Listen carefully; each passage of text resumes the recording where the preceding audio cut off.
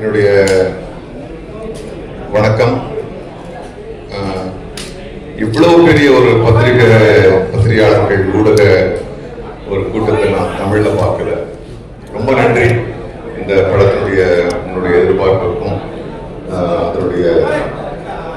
அதை கொண்டு போய் மக்களுக்கு சேர்க்கிறதுக்குமான உங்களுடைய ஆர்வத்துக்கும் என்னுடைய நன்றி.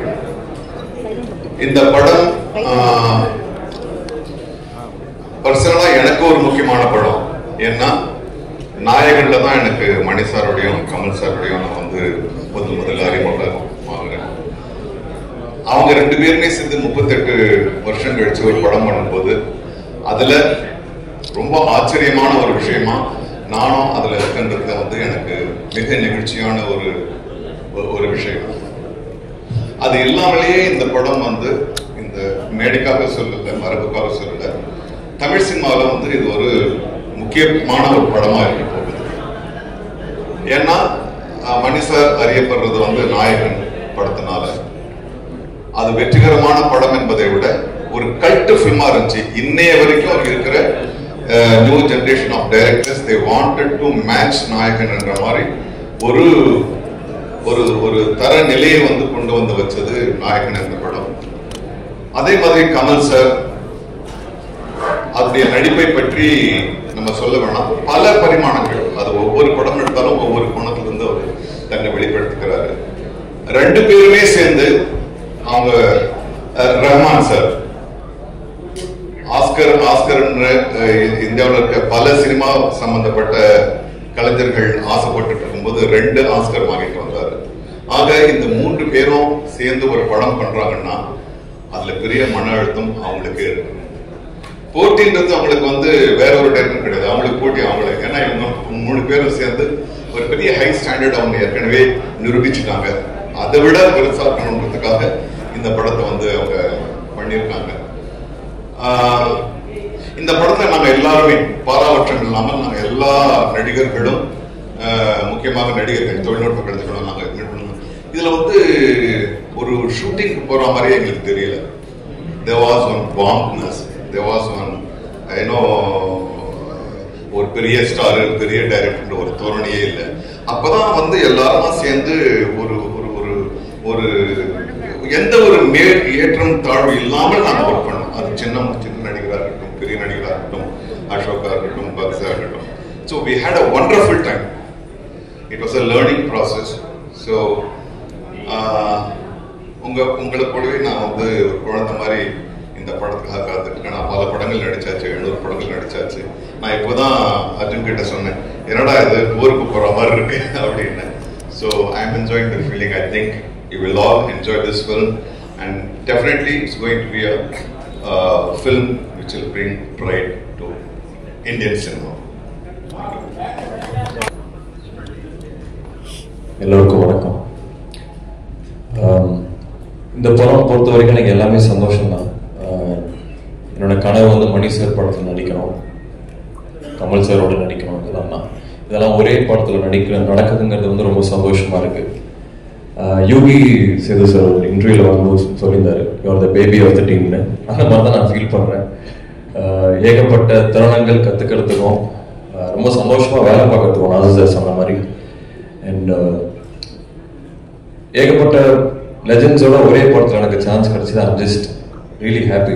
Kamal sir, Mani sir, Ravi Krishnan sir, Nassar sir, Simbu sir, Sha ma'am, இந்த மாதிரி ஏகப்பட்ட டேலண்டட் பிக் பீப்புளோட ஒர்க் பண்ணுறது ஐம் ஜஸ்ட் ரியலி ஹாப்பி.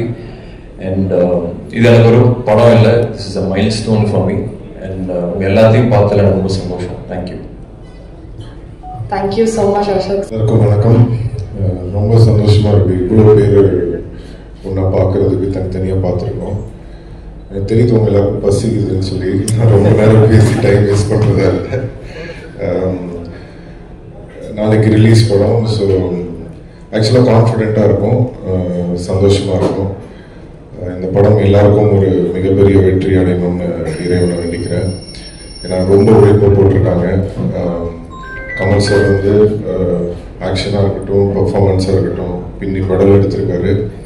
எல்லாருமே அவங்களோட ஒர்க்கை ரொம்ப கஷ்டப்பட்டு பண்ணியிருக்காங்க. ஸோ எங்கள் டீம் சார்பாக நீங்கள் எல்லாரும் வந்து படம் பார்த்து என்ஜாய் பண்ணுவீங்க நம்புகிறோம். Thank you so much. தேங்க்யூ. அனைவருக்கும் வணக்கம்.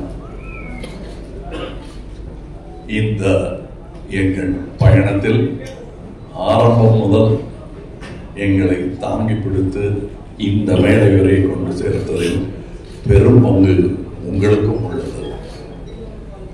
அது மறுக்க முடியாத உண்மை. நீங்க எப்ப வேணா இது எப்படி இருக்குன்னு தெரியலன்னு ஒரு அங்கலாய்ப்புடன் யாருமே பேசலைங்கிறது எங்களுக்கே ஆச்சரியமா இருந்தது.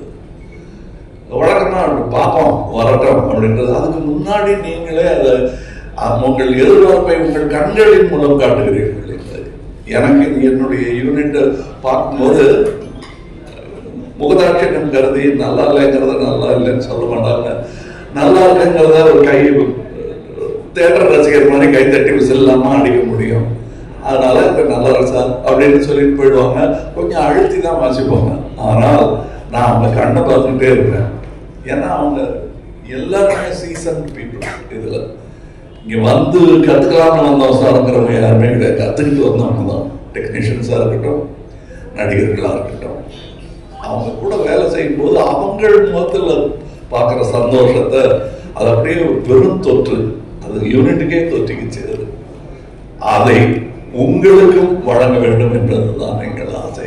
எங்களுக்கு வேற பெரிய பெருமைகள் இப்படி பண்ணியிருக்கோம் அப்படி பண்ணியிருக்கோம் பேசுறதை விட ஒரு க்ளோஸ் அப், அது சிந்து சார் தான் இருக்கட்டும், இல்லை ஒரு சின்ன பையன் தான் இருக்கட்டும், அது எடுக்கிறதுக்கு ஒரு 50 பேர் வேலை செய்வாங்க. திரைப்பூரா ஒரு முகம் தான் இருக்கும். அது அப்படி அதுக்கே அப்படின்னா இதுல நீங்க பாருங்க, காரை புரட்டி போட்டு தமிழ் சினிமாவையும் புரட்டி போடணுங்கிறது தான் எங்களுக்கு ரொம்ப நாள் ஆசை. அதை செய்ய முயற்சி பண்ணிட்டே இருக்கோம். எல்லா நேரமும் தூக்க முடியாது, யாராவது உதவிக்கு வேணும். புரட்டி போடுறதுங்கிற பெரிய விஷயம். கொஞ்சமாக நகர்த்தலாம், நாங்கள் விரும்பும் திசை நோக்கி அப்படின்றதுல இதுல எங்களுக்கு கிடைச்ச படை வீரர்கள் நிறைந்து பார்த்தேன். அதுவும் பிஹைண்ட் த சீன்ஸ்ல நீங்க பார்த்தது ஒரு கிளிப்ஸ் தான். ட்ரெயின்ல வேகமா போகும்போது சீனரி தெரியுற மாதிரி உங்களுக்கு தெரியும். நாங்க கிட்ட ஜங்ஷன்ல நின்று எல்லாரையும் வண்டியில ஏற்றிக்கிட்டு வந்தவங்க எத்தனை பேர் உழைத்திருக்கிறார்கள். இன்டர்நேஷனல் தரத்தில் இருக்கும் எங்கள் டெக்னீஷியன்ஸ்.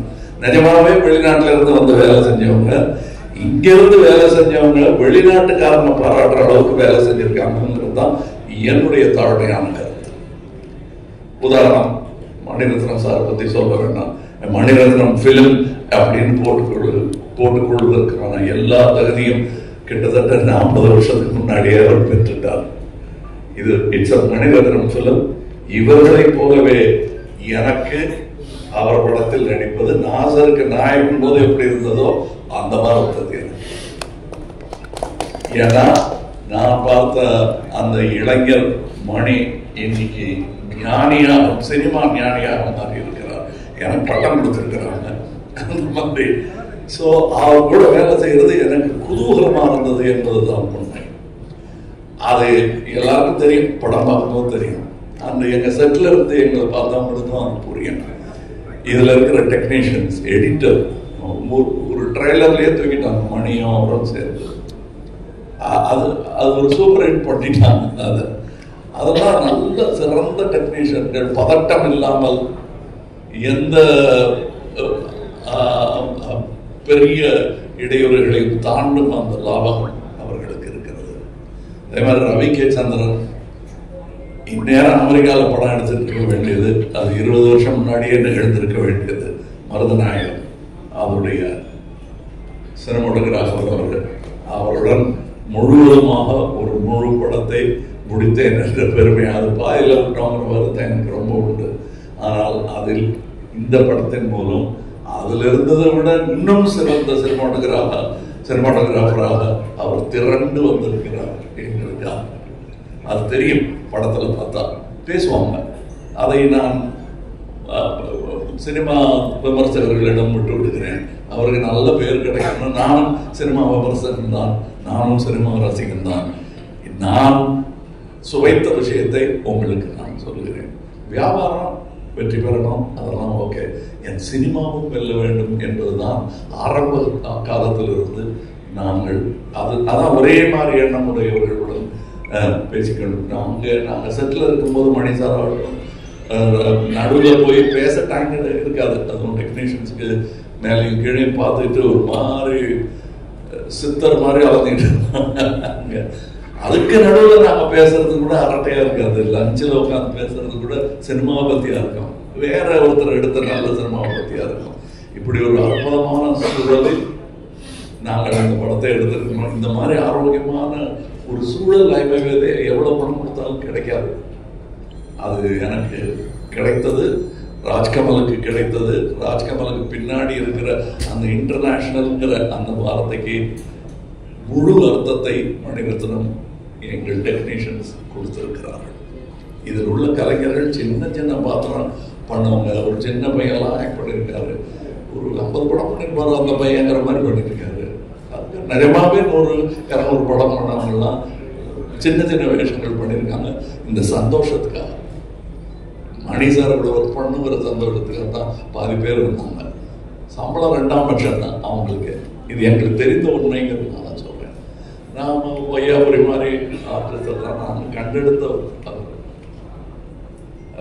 அவர் ஜூனியர் ஆர்டிஸ்டா இருந்த போது நாங்கள் கண்டெடுத்து இவர் அப்படின்னு பார்த்து கூப்பிட்டது அவர். இன்னைக்கு அவர் எங்க கூடயே பயணிக்கு உட்கார் சீட்டு கிடைச்சாச்சு உட்கார்ந்துருப்போம். அது ரொம்ப கஷ்டம். அந்த நிலையிலிருந்து வந்த அவருக்கு தான் தெரியும். இங்க ஜோஜோ இல்லை, இப்ப இந்த முன்வரிசையில் அமர்ந்திருக்கிற எல்லாருமே நண்பர்கள் தான். அவங்களுக்கு இந்த வாய்ப்பு கிடைச்சது எனக்கு பெருமை. நீங்க படம் பார்த்துட்டு இவங்களெல்லாம் பத்தி நான் பேசுறேன். ஏன்னா இப்ப பேசும்போது அவர்கள் பெயரை மட்டுமே குறிப்பிட வேண்டி வரும். அவர்கள் திறமையையும் பத்தி பேசுவதற்கு இன்னொரு விழா நடக்கத்தான் போகிறது என்று எனக்கு தோன்றுகிறது. அந்த விழாவில் உங்களிடம் பேசுகிறேன். மற்றபடி எனக்கு உறுதுணையாக இருந்த தமிழ்நாட்டிற்கே நன்றி சொல்ல வேண்டும். நான் மேடையில் பேசும்போது உயிரே உறவே தமிழே என்று சொன்னதற்கான அர்த்தத்தையும் நான் முழுமையாக உணர்கிறேன். நன்றி, வணக்கம்.